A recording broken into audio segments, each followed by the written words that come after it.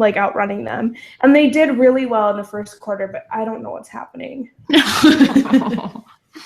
Yeah, our Velva girls, I teach in Velva, and they lost in like the last quarter. I mean, like it was like it went into overtime, and they scored. Yeah, it was bad. Like that kind of like, oh, those girls are just like just crushed. And I was like, I mean, you did a really good job. It's just sometimes you don't win. I don't know. Yeah. Like, oh. My dog is being so good right now. He's just like, I know what's happening. he's a gem. Cute. And he already like knows to sit on rugs. Right. Because my mom was crazy about that when he was there. Instead of what? Like, instead of, she didn't like him to like walk around the house because he does shed a lot. And they had 3 dogs. So then she tried to keep the dogs on the entryway rug. Sure. Except for the Yorkie because he's more of a cat, really. Yeah. So now George just defaults to sitting by doors. Oh. But he's already. I don't think I've ever seen George out and about, like, ever. He's gonna. Well, we're talking about him, so he's gonna come like, say hey. hi. Come up here. Don't say hi to Rachel. How are him and Kevin getting along? George, come here. Oh boy. Can you see? Up. You up? Up. No. Hi. Yep. I haven't seen him in a long time. Hey. He likes Jazmine. How are he and Kevin getting along? Beth? Just fine. You're so There's Kevin's on the couch right over there. Good job, Kevin. That's the first time I've seen Kevin not psycho. They've actually kind of settled each other down. Hey. Just a tiny bit. That's great. Okay. Kevin needed that. Okay, yeah, let's get started. Yeah, we're already. You're tickling me now. Come on, sit. We're just gonna have dog sounds in this. I can hear him like licking his Which chops. is so like me anyways. It's That's okay. true. Yeah. That's true. I'm gonna turn down that just a little bit. Okay, you can hear us both good? Rach? Yeah. Okay. Mm-hmm. We'll take a break and then get started.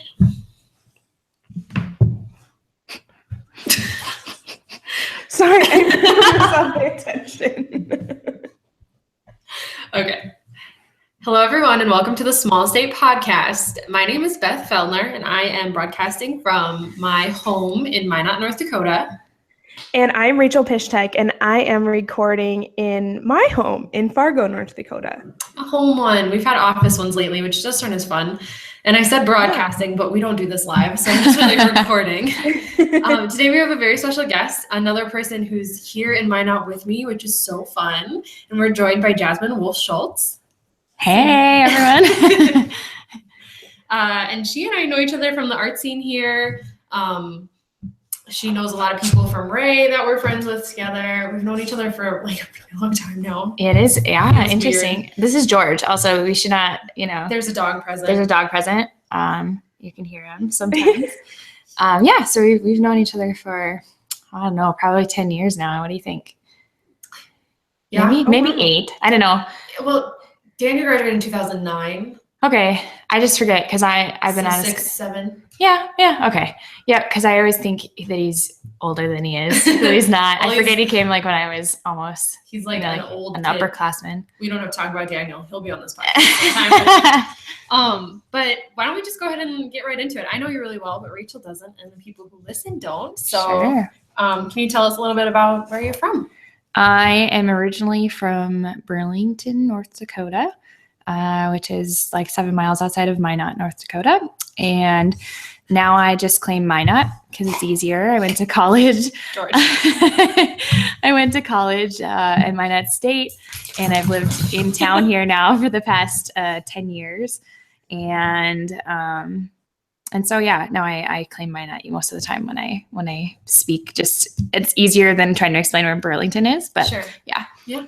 And so you went to school in Burlington? I did, yeah, Burlington, Des Lacs. The high school is in Des Lacs, and the elementary school is in Burlington. I lived in Burlington, yeah, but you have to travel up. So I traveled up the hill, Snake Road, 15 miles every day to go to school. Yeah. And then I went to college at Minot State. Cool. So how was high school like? What were you in? I was in pretty much everything that wasn't sports. So in 8th grade, I got moved up to the high school team in basketball, and that was really intense. And I just decided, you know what, I really like arts stuff. And so that sort of kind of changed my trajectory. But it was a small school, and so everyone's in everything. And so I was in we had PALS, which is like Peers Against Life Struggles. So it's like a SAD, like a Burlington version of like a SAD organization. I was the student council president for like 2 years. I was crazy about student council, ran for state office. What else did I do? I was the newspaper editor for 2 years. Yeah. So I just did all the tertiary stuff. I was in National Honor Society and did all of those kinds of things. We didn't have a speech program, so I wasn't in speech, but I did theater too. Sure. Oh, wow. So it sounds like you went to a school that was consolidated. How many did you graduate high school with? I graduated with 48 other people, or we had a class of 48, so I guess 47 other people. Okay. It's a pretty big class. Yeah, that's really big. That's bigger than what I was anticipating. Yeah. I mean, maybe just because it was consolidated, it was closer to Minot. That's why we had so many people. That's fair. Yeah, that's fair. George is just like loving this happening right now. Very exciting. Being in the art scene in high school and being really involved and having that size class, what was your overall high school experience like? I had a really good experience. I think that small schools have something special to offer, and I think that is like individual attention. And so I felt like I had a lot of support in the school system, and the teachers were really solid teachers. And so I think that going to a small school had a lot to offer in that way. And I think that also because it's a small school, I think that you end up being in a lot of different things too, and kind of taking a leadership role in those organizations. And so that sort of shaped kind of who I became too, because I was the student council president for 2 years, and like those required me to kind of build leadership skills and things of that nature. And so I think that sort of kind of set me on a trajectory too in my adult life, because there weren't as many kids. And so you just needed to be, the organizer and the person that was there making it happen. And so I kind of fell into those roles. And I think that also really was important for me. I mean, and I think if I would have kind of went to like a Minot or something like that for theater, I probably maybe wouldn't have had as big of roles and things like that too. And so I think that I got a good experience on stage as well, because I didn't have as much competition, so to speak. Sure. Yeah, that makes sense. Definitely. So then after graduation, you kind of segued a little bit into that, but what happened after graduation? Where did you find yourself? After graduation, I moved to Minot. I decided my English teacher and my theater instructor kind of sent me towards the theater department. And so I ended up accepting a scholarship in the theater department.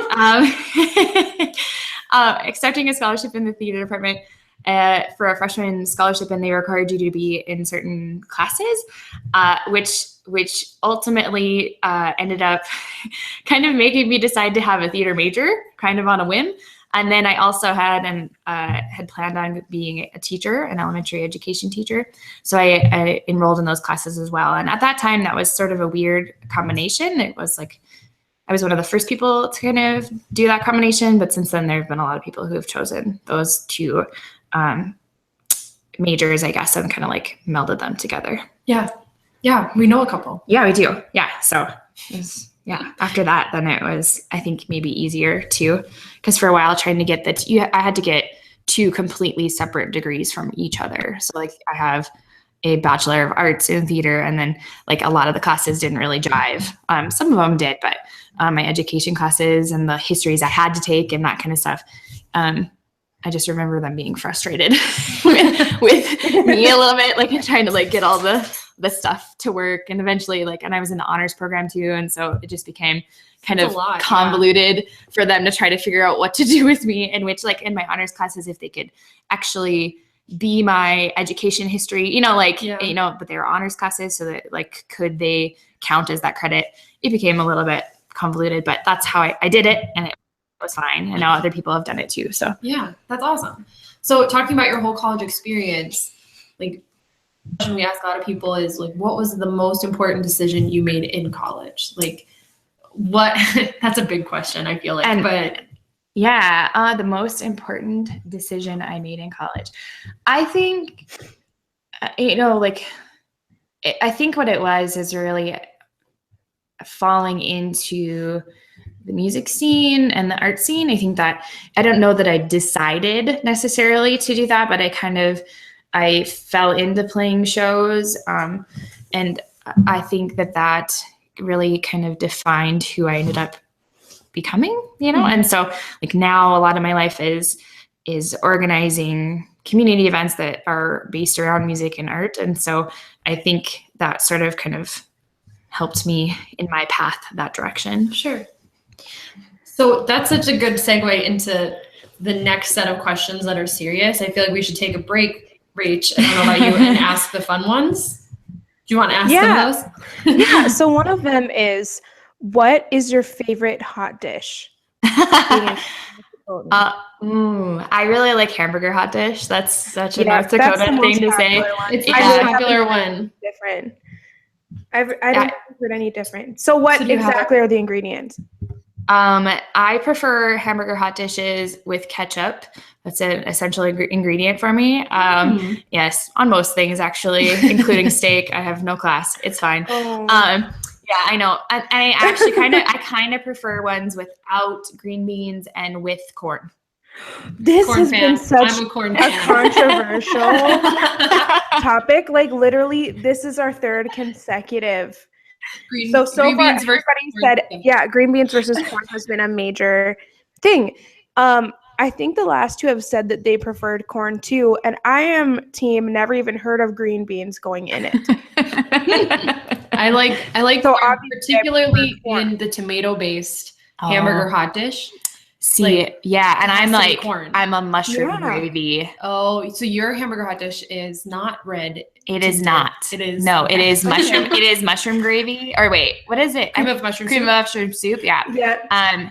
And corn and tater tots. And ketchup. Yeah. My mom made it. She was versatile in that, where she would make it sometimes with the cream of mushroom soup, and when she did that, it had corn, and she would put. She still does this. I don't know why I'm putting it in past tense. She puts like those crunchy Asian noodles on top. Oh wow. Okay. And I thought that's what everybody did, but I found out that wasn't a thing for everyone. But my mom puts those on top, and it's real good.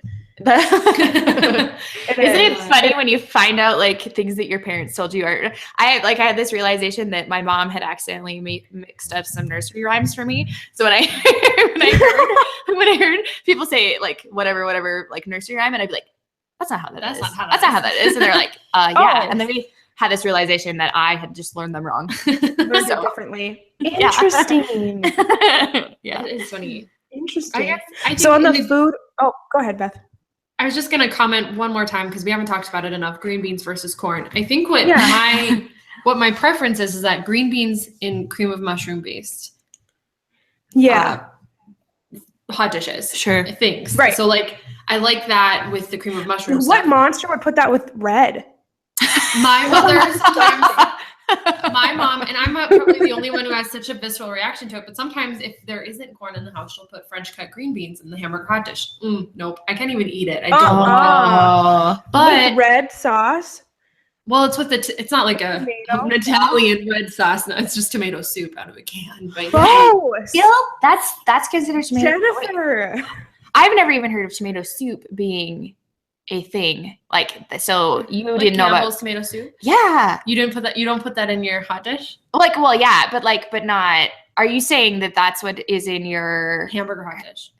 Okay. Yeah. Oh, yeah. Then it's like a different hamburger thing. hot dish and a white. Yes, and we make it in my class. So we make that, and I can't remember what they call that. They don't call it hamburger hot dish. They call it macaroni hot dish or something. Yeah. Okay, that makes sense. Yeah. Okay, but I was like, wait. Are there still? That's what I was thinking, is that there were tater tots involved still. No. And I was like, what? No tater tots are involved. In that hot dish, it is, you use Kraft macaroni and cheese. Okay. And you make the macaroni and cheese you make it. Yep. As a separate entity. What? And 2 boxes of it. This is how my mother makes hot dish, and it's good. I just got an email. Does she put the cheese in there? Yeah, the cheese. It's full on. What? It's very rich is what happens, because it's full on macaroni and cheese, and you make it in a separate bowl. My dad will always try to do it all in one pot. It's not as good. You have to get the cheese to stick to the noodles. Oh. And then it's hamburger that's fried with onion, pound of hamburger fried with onion. And then you put the macaroni and cheese in there with 2 cans of tomato soup and then a can of corn. What? You mix the macaroni and cheese with tomato? No, you put the macaroni and cheese. I want to throw up. I want to throw up. Like I'm positive you've eaten it. Okay, I'm sure it was really good because hearing about it is horrifying. I would never mix tomato with macaroni and cheese. It's good. Like now I'm kind of craving it. It sounds, I mean, I could see where it would be good. It's good. I'll make it for the next potluck. Okay, that sounds good. No, because now I know the secret. I won't be there. It'll be blind. I'm not going. Okay, let's get off of hot dish. This is so controversial every time. Okay. I love that.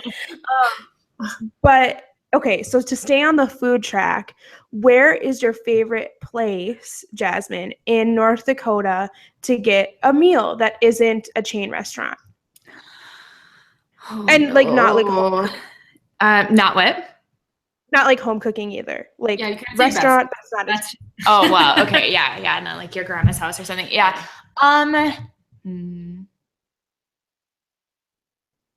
I'm trying to think. I knew what she was gonna say. I didn't know. Yeah, you thought I knew what did you think I thought I knew say? you were gonna say, but I didn't know. I think you have to say it before I can say. Okay. I think I'm all about Shots Crossroads sometimes. And I really like caramel rolls. Their caramel rolls. Their caramel rolls are divine. I'm on a mission to try and create something similar in nature. My perfect caramel roll. That's my latest thing. That's I awesome. also really like their crinkle French fries, which they brought back for a time. They got rid of them when new management came, and then so many people complained they brought them back. And so I really enjoy that meal. I'm having a brain freeze about what.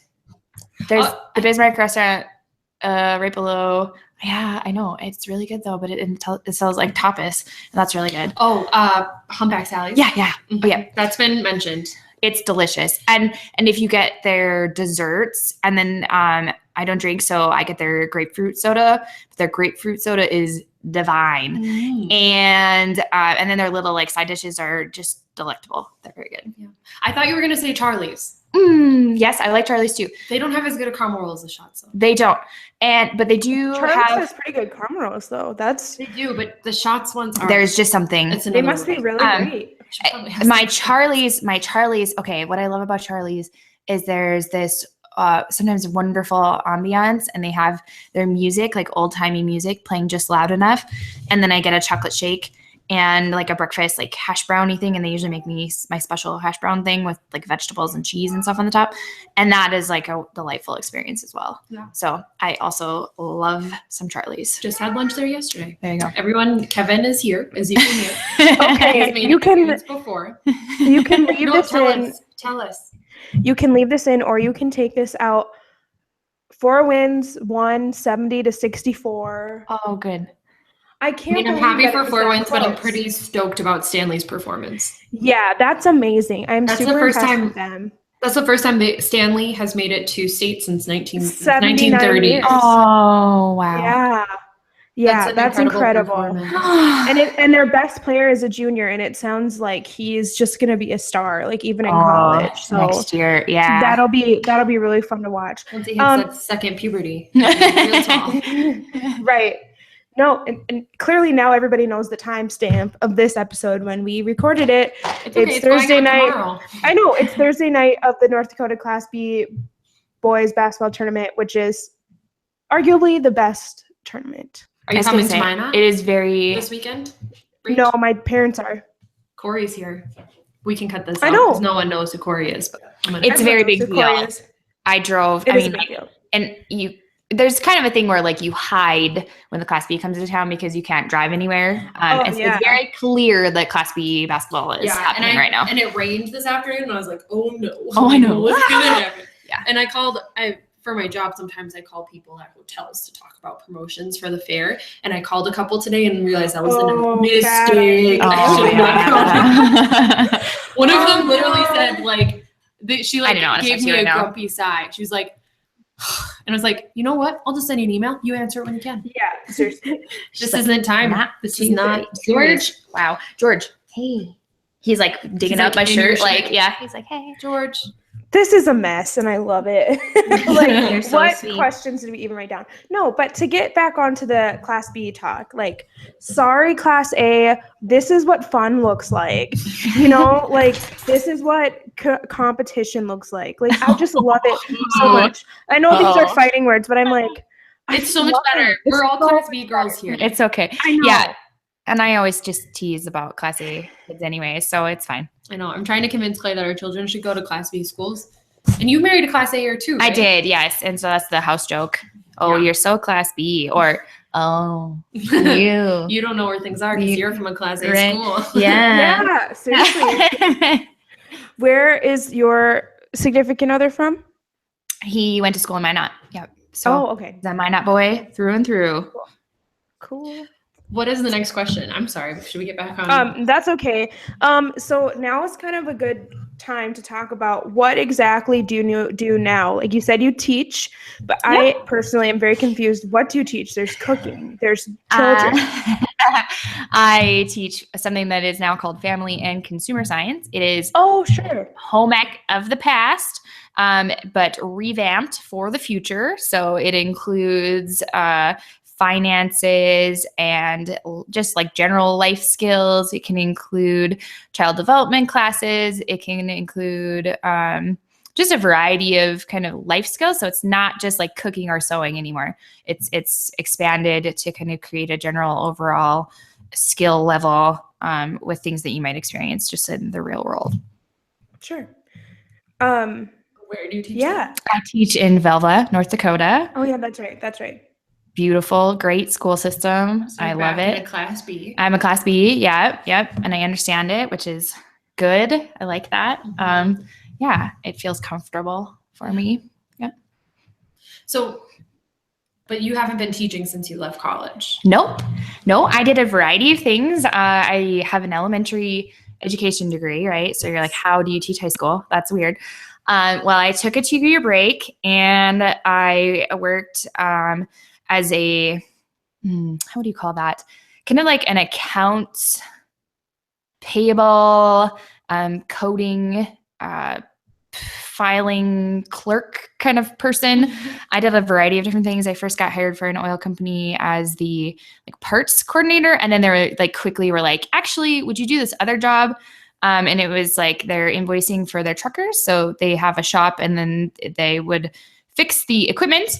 And then I would be in charge of billing them and kind of keeping track of how many, tires we were going through and that kind of stuff. So I did that for, I think like 2.5 or so years. And I eventually did get to work from home for a while, and that was beautiful. And then after that, I moved into car sales. So I was a car salesperson for about 6 months. And then I decided I was tired of jumpstarting trucks. And and although it was a wonderful experience, and I feel like I really gained a lot of knowledge just for life and things of that nature, just the overall experience was really positive, and I feel like I learned a lot. And now I teach that kind of stuff to my students. So just the overall car industry and how it works and how you get loans and what happens when you ruin your credit and all these horror stories I have. So I did that. And then after that, then I went into education and I took my sales money and I went to Europe. And before I went to Europe, I had to take a test that's called a praxis test, which is a test that shows that you have the skills to teach a different kind of course. And so there just aren't a lot of FACS teachers in the state of North Dakota. There's one school that you can go to, NDSU, to get the degree, and the other programs in the state have ceased to exist. And so there just aren't as many people graduating with a degree. So they have a high need in the area. And so took a praxis test, passed the praxis test, and then drove like 6 hours to Canada to get on a plane to go to Europe, found out that I passed, and then became a high school family and consumer science teacher. Okay, George. I know it's really exciting. You flew out of Canada to get to Europe? Yeah. Where'd you fly out of? I think we ended up flying out of Winnipeg. Okay. And it's like a really convoluted story, but I actually, because I made a mistake, I thought like the tests that were happening closer and like Minot and Bismarck and things like that were on a different day. Well, then when I signed up, I realized that like what the dates they had given me were just like that doesn't necessarily happen on that day. So they were just like, they weren't available in Minot and Bismarck. It was like between these two times it would be available possibly. And you have to figure out which one it was. So I ended up driving to Minneapolis to take this test and then overnight going to Canada to like get our flight out. So wow, crazy story. That's nuts. Mm-hmm. And I decided to go to Europe on a whim in like I remember that 3 weeks or something. I'm like, going to Europe. Okay, cool. Okay, bye. Bye. So how was Europe? Tell us about Europe. Europe was wonderful. We ended up flying into Scotland. I got some beef with Scotland. You didn't like Scotland? No, neither time. Well, because I was okay. Think about this. Highly sleep deprived because I'd driven overnight to Canada to get on an airplane, and then time zones and changes and things like that. So I was like, by the time we got to Scotland, I had been up for, way past 24 hours. I'd been up for a very long time. And then we got there and there was some miscommunication about the person that was going to pick us up. And so it's like 6 a.m. We can't get a hold of them.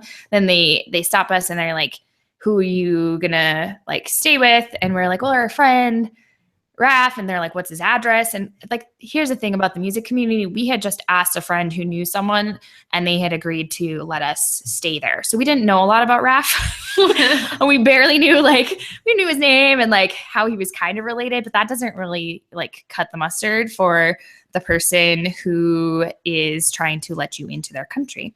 And then he was very angry at us for being dumb Americans, because if it was the United States of America, we would definitely not let them in. So he let us sit there for quite some time. And then finally he was like, okay, you can go. And then it rained when we had our luggage, and now we're talking like cobblestone streets. So we're like dragging our wet luggage. Is this in Edinburgh? Yeah. And it was so dreary and I'm so tired. And so we just we went to the big old Ferris wheel. You know what I'm talking about? It seems like you know what I'm talking about.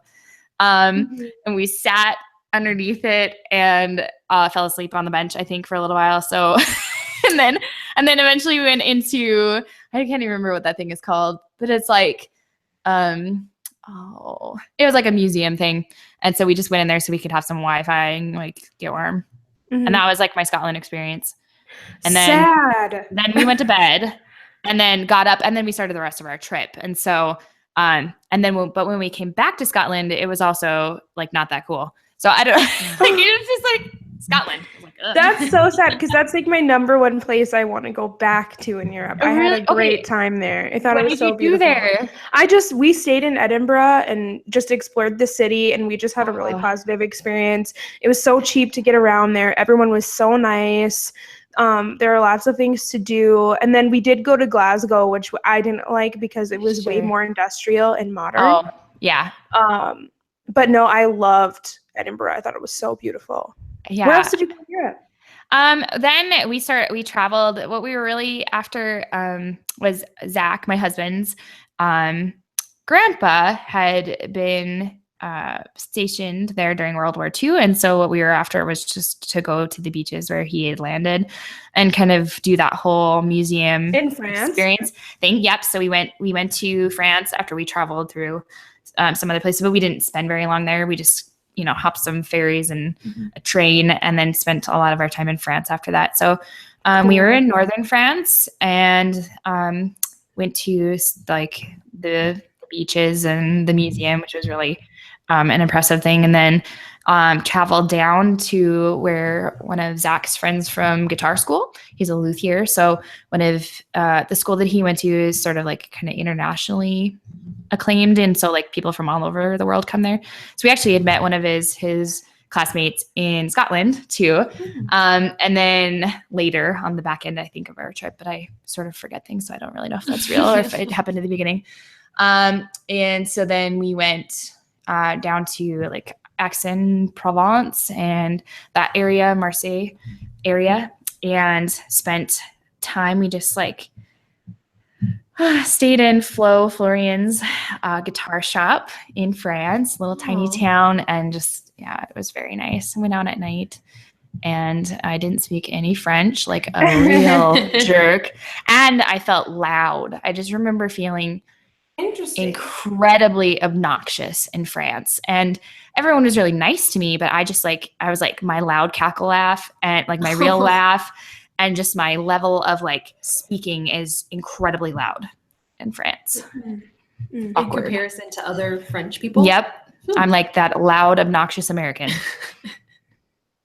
Oh. Who doesn't know numbers? Who didn't think to learn numbers? I mean, I understand I had decided in like 3 weeks to go, but like I didn't learn even the basics so I could communicate with them. So I had to make everyone know, what the bathroom was. No, I was just a jerk. You know, I should have at least figured out the numbers so I could communicate a little bit or just like basic phrases. That's good to know because Clay and I are thinking about going to Europe this fall. We were going to push it off till next fall, but we're thinking about going this fall and I should probably do some of that, but we're going to go like after fair time. Sure. So I won't have time to learn anything. Right. Yeah. I don't know. I should have at least done that. But they're like the other thing about Europe is that a lot of them know English. And so they can, if they're capable, you know, like they will. I just felt kind of like a jerk because I didn't at least try. So if you're just tuning in now, welcome to Europecast. So let's kind of switch gears a little bit. Can you tell us a little bit about Pangea House? Sure. Pangea House is a collectively run, all ages. It's predominantly a music venue, but also sometimes just an arts venue in general. And we've been running it for around 8 years now. Started when we were, I don't know, 20 and 21-ish or something. We were very young. Ooh. Yeah. I wasn't around. Yeah. So it was interesting. You know, we've grown a lot over the years and we started with a group of people and now it's kind of morphed. And we have some people who've been there the whole time, but it kind of morphs and changes as we go. So we have a group of people that help organize the events and publicize the events, which helps take a little bit of the stress off. The idea is that it's all ages all the time. So like kids have an opportunity to play music. You know, like there's no in between stage. It's either like you play the bar and you're good enough to play the bar, but where do you learn how to be good enough to play the bar? So it's kind of just a platform for people to try new projects, and it's supposed to be all inclusive of people of all ages. So yeah, like you guys used to have a venue. You've had several venues here in town. Yep. And now I should say we, because I sort of am involved. Yep. As much as I can be. Yep. Now we don't have a venue. So can you talk about how you're organizing things now? Yeah, it's actually wonderful. It takes a lot of the stress out of the organizing. Alcohol does something for an event, which is it brings people. And so sometimes the all ages events kind of struggle to make money because there's not that element of alcohol kind of making money and also bringing people in. And so generally the all ages shows are smaller in nature. And so that creates sort of a problem with finding funding to run a venue and to have a venue. So we've had several venues, and then the other challenge usually with finding a venue is not being too noisy for speaking of noisy people for people around us. And so that becomes a challenge to the organization. Now we are partnering with 62 Doors Art Gallery, which is a DIY art gallery similarly run to us. So they're collectively run that we've known for 10 years, and they helped us like really spiff up our first space and were really supportive of us. But now we've kind of joined forces and we have a studio inside of their space so that we can just store all of our equipment. And then we have shows in the art gallery space. So it's really awesome because it's everything we didn't want to do and we had a hard time doing in our old space, which is like focusing on the way the building looked and like making it feel really artsy and nice and the aesthetics. And the things that those weren't things that we necessarily had time to do when we're trying to do all of these other things. And so they focus on that, and that's their area. And then we kind of bring people. So we have our events there, and that really creates a good relationship for both of us. Yeah. It's been, since I've moved to Minot, it's been awesome just to see how many different people in your life have musical talent and how often I get to see my friends play music. When I let's talk about me for a while. When I graduated high school, I just thought we never appreciated the fact that as a Class B student in high school, you got to see your best friends who were so talented perform often. Mm-hmm. So in choir class, I got to see some of my best friends sing beautiful music. And so I feel like Pangea House sort of fills that void where you get to watch your friends and new people and learn about people performing beautiful things and to see how talented a community is. So yeah, awesome. It's wonderful. And I think the longer you hang around, the more, I think the bug just kind of gets in you. And so I think through that too, you end up doing things you would never expect of yourself either. Right. Oh, go ahead. No, you go ahead. Oh, I was going to say, I'm assuming then you know my beloved cousin, Sarah Elshire. I do. Yeah. Yeah. She's one of my favorite people. She's a wonderful person. And my relative. Yeah, she's great. That's all I have to say about that. We connection. Definitely agree that she's wonderful and awesome. And they were super supportive of us and still continue to be, but especially so when we had our biggest space that was the most money. Mm-hmm. They were really helpful in helping us pay for the space. So yeah, great. There's something on here that I know nothing about because I don't live in Minot. But can you tell us a little bit about Why Not Fest? I'm assuming it has something to do with Why Not Minot. Why Not Minot? Yes. Cool. It's a 3-day festival, usually the first or second week in August, and it features 100+ performers, depending on how crazy we're being and who we can't say no to. So it's really actually kind of a big deal. As far as like musical performances, people don't really always realize that it happens in our town. But we have people people from Australia have come and continue to come year after year. It's actually a pretty, I don't know, there's just a lot of bands. Minneapolis, a lot of big deal bands from Minneapolis come. And it's 3 days and it's all downtown Minot, including whatever spaces at the time that agree. And it's like Main Street Books, Otis and James, Tommy Museum of Art, 62 Doors, Sears River Brewing. It's I don't know how to explain it. It's a festival. It's a festival, yeah. Of DIY music. Boy, when you say 3 days, it seems like it's always so much longer. It is. And really, there's a kickoff party on Thursday because again, Pangea House, it's supposed to be all ages and inclusive, right? And so kickoff party on Thursday, alcohol, all those things, right?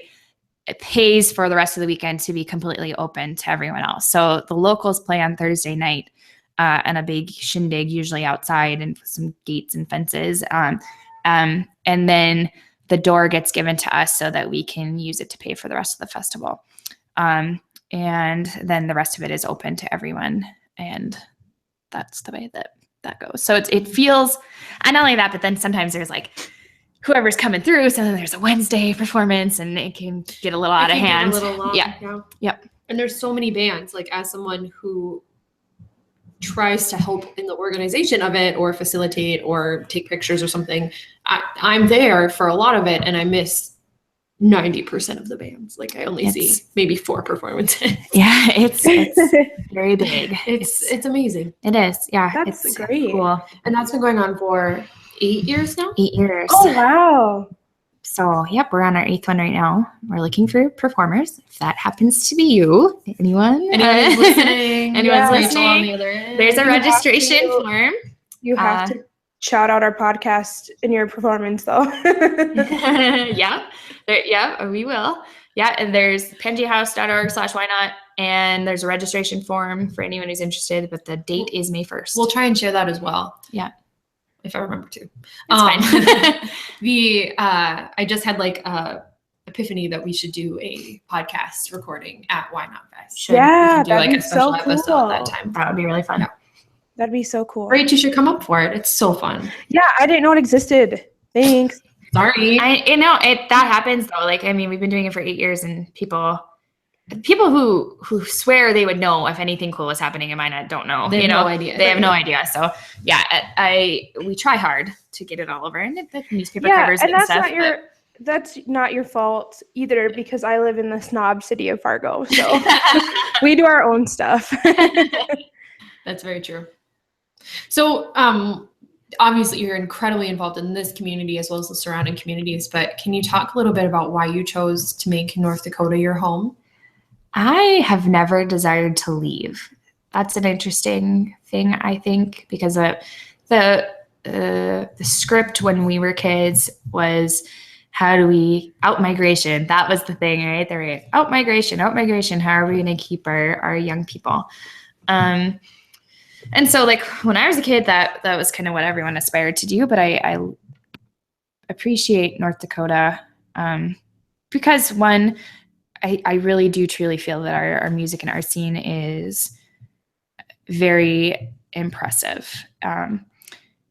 I realize that we're from Minot, but on caliber of like the level of artistry here, I think it is on par with any big place that you would name as like a hotbed of like Austin, or I think it truly has that talent. And so for me, that it's a wonderful community to like make art and to do those activities. And so not to mention I can travel from here, and it's kind of centrally located to other places. And so as far as that's concerned, I never really felt like I needed to leave for my art. And then my family's here. And so that is also, and all my Pangea friends and theater friends are real pivotal, important part of my life. And so they've decided to make it their home. So it's easy for me to try and decide to stay here. Yeah.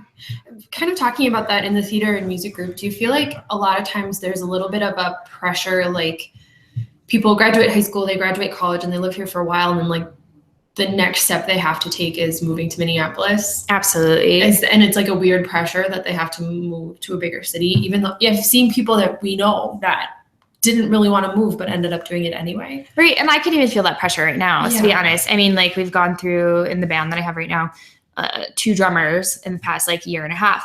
And I think what it is, and it's just less hard. Like, if I move to Minneapolis, it's more likely that I could probably do this as like some sort of like job-ish thing or something like that. So I think that pull is always kind of there for North Dakotans, is like, you desire to do this thing as like more of a job.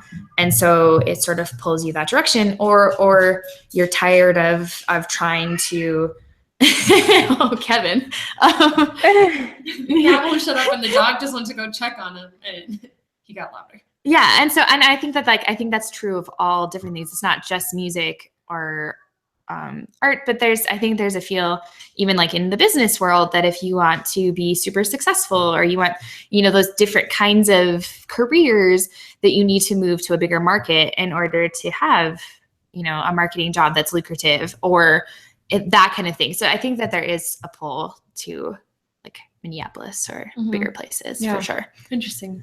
I'm glad I'm not the only one who hears it. Geez, Kevin's really pissed about it too. I can tell. He hates Minneapolis. I apologize to everyone listening. I live in a zoo, apparently. So kind of a big question. This is not an easy question to answer. But the question is, and I didn't look at the question. So oh, good. You've done really well then. Yeah. This question trips everybody up just a little bit, but what is your end game? My end game. Mm-hmm. What would you like to accomplish? You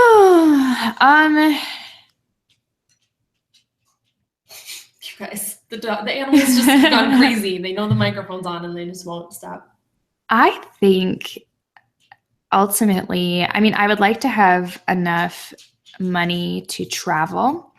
And I've always wanted to be able to play music in some sort of sense. I don't really want to be famous. I think I would like to carry my own money into the grocery store, but I wouldn't mind being able to do that on some sort of level where I could focus on it a little bit more. And so sometimes I think my end game is to be able to have a career that also allows for artistry and the ability to travel and to do the things you need to do in order to play music. And so I guess that's my end game. But ultimately, I want to make my husband happy, and I want to, spend the time with my friends and my family the best that I can, and just try to have some semblance of happiness. I mean, that's really, I think, what all of us want. Yeah. Or to feel at the end of it, that you didn't waste it. Mm-hmm. You kind of went a little bit balls to the wall and like gave it your best shot. Definitely. Awesome. That was a really good way to answer that. Yeah. Thanks. I like it.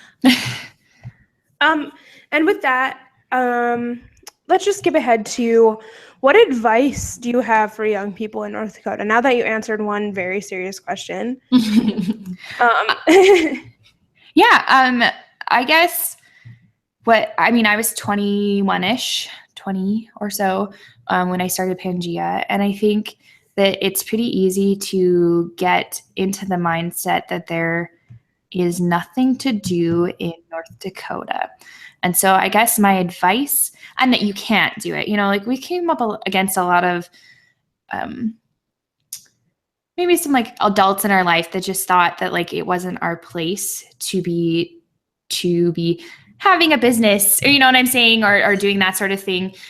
They always kind of thought of us as too young to do those sorts of things. And so I would challenge that idea and encourage young people to kind of create the things that they would like to see in North Dakota, because what is different about North Dakota versus like a Minneapolis or someplace like that is that in North Dakota, there aren't 16 music scenes. You know what I'm saying? There could be just one, and you could be the hub of all of that, and you could even have more people at it than let's say like a Minneapolis or something like that. And so I guess I would encourage people to create the fun that they want before they complain about North Dakota being a vast wasteland where nothing happens.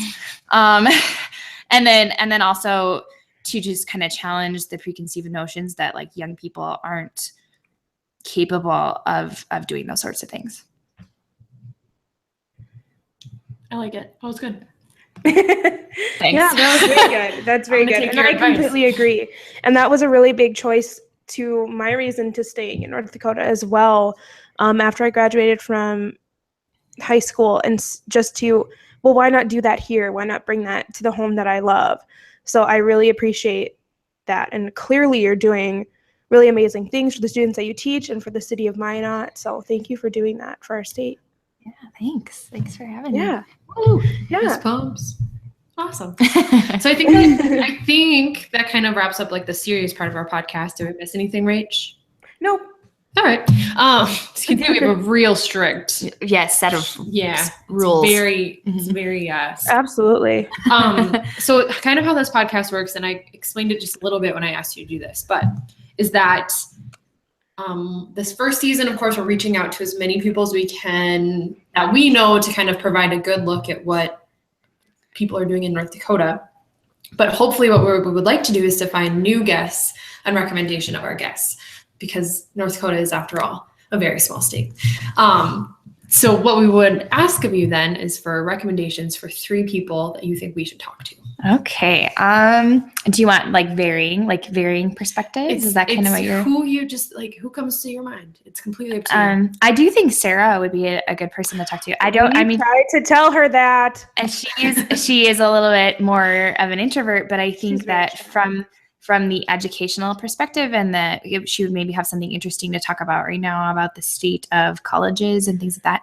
Kind of an interesting education perspective, which I think would be cool to talk about. We might have to try and schedule that when you're here, Rach, because maybe she'll feel more comfortable that way. I was going to say, are you going to be, sorry, this is it's okay. But are you going to be in town Easter weekend? Elizabeth? Are you talking to Beth? Yeah. When is Jazmine? Yes, I will. Yeah, you can come too. Maybe that'll help Sarah get out of the cell, even though I'm her relative. Easter weekend, it's like the 15th of April. Of April? I think so. Yeah. Okay, we'll bombard her. Great. We'll go to happy hour at Paradiso with the rest of my family because that's what we do, and then we'll smuggle. Margaritas. Yeah, yeah, Jazmine will have Yeah. to mix up and then we'll do the podcast. yeah. I can do that'd be that. fun. That'd be really fun, actually. I can definitely That's do a good that. idea. That'd be Okay, really fun. number 2. I think Chris Droshine, but you'd already kind of approached him. No, I think that out of your recommendation, he may be more motivated to do it. Oh yeah, Chris Droshine, my dude of honor. I think That's gonna make me cry. Don't. I had a dude of honor and brides dudes. So I think that Chris Droshine would be an interesting person to talk to, especially since he did spend some time out of this small state. So he will have some perspective on why he came back. That would be sort of an interesting thing for the podcast. Yes. Um, Every time Rachel and I see Chris, I reintroduce her to him. I just forget that they've met. I have a terrible memory. I think it would be really. Does he forget that we've met? Huh? Does he forget that we've met? No, he knows every time. It's me. He's very thoughtful. I think this is really weird, but not weird. But it would be maybe a bit of a challenge. But we have some female legislature people at the Capitol who I think would be sort of interesting to talk to. Erin Oben She is already a podcast. Is she? Okay, good. See, and not just outed me as I haven't listened to all of them yet. That's okay. There's a lot of That's okay. But yeah, she would be interesting to talk to. Listen to that podcast. She was really great. Okay, well, her baby makes an appearance and her husband does too. He was trying to whisper answers to her. See, that's so cute. Whisper great. answers to her. Well, yeah, because we'll get to the part about obsessions in just a minute. But he had some suggestions for what she should say she was obsessed about. It was great. Listen to the episode. She was awesome. I love that. Yeah, she was awesome. I think Alyssa Charbonneau too, since we already did Erin, but Alyssa Charbonneau runs 62 Doors with her husband, Dan. And I think that would be an interesting perspective to kind of just talk about how they started their artist co-op collective and starting something like that from scratch. I think that would be really interesting too. Cool. Yep. So then you have, is that 3? That's 3. That's 3. Sarah Alshire, Chris Drosh, and Alyssa Charbonneau. Is Charbonneau now? She was a Y-Rock. Okay. She was my teacher. She was a Y-Rock? She was a Y-Rock. She's from your area. Yes, she knows a lot of people you know. So Ray, there's so many Ray people on this podcast. There you go. But it's great. Just proves small state. Now I'm gonna go on a tangent here. Sorry, everyone who's listening. Charbonneau, isn't that the name of Sakakuya's husband? Yeah, Yeah. I think so. Every time you guys talk about Dan, Just kidding. probably. Every time you guys talk about Dan Charbonneau, I'm like, that is a tidbit of information. I cannot motivate That's John myself. Baptiste. Great grandson. Okay. So now that kind of wraps up the official part of this podcast. And the next part is obsessions, right? I'm forgetting how to do the podcast. Yeah. Sorry. So the next thing we talk about, because we are all consuming and creating things all the time, we like to talk about what our obsessions are for the week. We just pick one thing. I usually pick 5, but we try to just pick one thing. It could be a TV show, movie, music, idea, extracurricular activity. It could be anything. So we can go first. What I'm obsessed with this week? Yeah, or this Okay. at this time. But we can go first it if could you be from want. last week. We wouldn't know. We would not. Rachel, how about you go? Okay, I have a lot, but I'm going to try and narrow it down. First of all, North Dakota, and my 2 obsessions will give you a really great insight into my personality. My first obsession is North Dakota basketball. Overall, 1, the Class B boys tournament happening this weekend, and 2, UND plays against Arizona. They're probably going to get killed, but they play against Arizona in about 20 minutes, and I'm really excited to watch that game. The men's team, obviously, they are in March Madness, and I love making March Madness brackets. It's one of my favorite times of year, so that'll be really fun to watch that. Also, next week, RuPaul's Drag Race starts again, and I'm so excited. I haven't made my RuPaul's Drag Race bracket yet, which I do. So that starts again next week, and it's going to be on VH1 instead of Logo. Love Logo. It's a great channel, but I live by myself, so I really squandered down to the lowest possible cable that I could get. And so it's on VH1 now, which is part of the basic package, I guess, and it has much better video quality. So I'm so excited for that to start up again because drag queens are my life, and I love basketball, and that's Rachel Pishtag. So yeah, those are mine. That's awesome. That's amazing. So, okay. So my obsession, first we got a dog. You guys were all introduced to him earlier in this podcast. Yeah. His name is George. So I've been. You have Kevin and you have George. Yeah. I just love it. Kevin the cat, George the dog. I didn't name George the dog. We adopted, I guess. He's been rehomed into our home from my parents' home because they're going through a move, and 3 dogs in a move is a lot. And we can provide a great home for him too. So George lives with us now, and he's accustomed really well. But all things dog and all things hair removal. I have a really great vacuum cleaner, and I've just gotten into a floor cleaning schedule because as much as I love my animals, I really hate like pet hair in the corners and stuff like that in my own home. I'll go to somebody else's home, and it doesn't bother me at all. But when I see it, I'm like, she only says that because she's been at my home. And no, it's awful. no, that's not at all. Clay makes so much fun of me because I'll come away from somebody else's home covered in cat hair and be like, no, it's fine. And then when I come out of my house, I'm like, oh my God, I need a, I have freak out. no less than 5 on my desk at school. I have so many rollers. Too. Yep. So now we have a black animal and a white animal, interracial house. And I might cut that part out. And so what I had purchased white things to cover Kevin's hair because you can't see the cat hair because it's white, but now we have black hair that's just like effing up my plant. But it's showing fine. up, yeah. It's fine. So we got our dog. He's great, and he's been really awesome. First week of dog ownership. And then the other thing that I've been obsessed with a little bit lately is photography stuff. Just the last year and a half that I've been working for the fair, it's been hard to balance photography and my real job. And for Christmas, my lovely husband, got me a lens for me to own. I'm always renting lenses, and he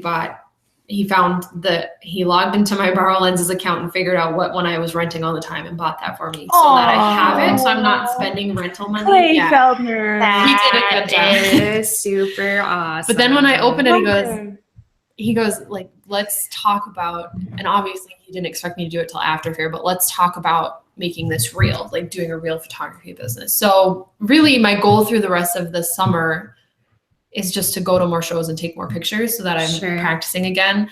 I've gotten out of the habit of going to shows even, and they're so cool to take pictures of. So going to more shows, taking more pictures, and just working on that. So I've kind of been diving back into it a little bit. Yeah, we have really cool ones coming up too, just like really, really interesting ones. I know. I need to talk to the Chris's about lighting them cool so I can take great pictures. So we can actually take some pictures. Yeah, this is what I contribute to Pangea House. I say, we need better light. The pictures suck. And then they do it for me. They're great. There you go. All right, Jazmine, what are you? Chris Brown really will appreciate that though. Yeah. He understands. Hey, Chris. And also, let's do a shout out to Cody Alt because he mentioned that he listened all the time, and he's great. Yep. Hi. Hey, Cody. He did the music at my wedding. He's amazing. Oh, he's wonderful. He's the youngest member of Pangea. That were involved with music at your wedding, and each time someone pops up, I'm like, you were there? Yeah, the day was kind of crazy. Jazmine helped with music setup too as well. He did. It was great. Yes. And then I made popcorn. Yeah, he did. I got so many compliments on the music at the wedding too, so I just it was great. It was really great.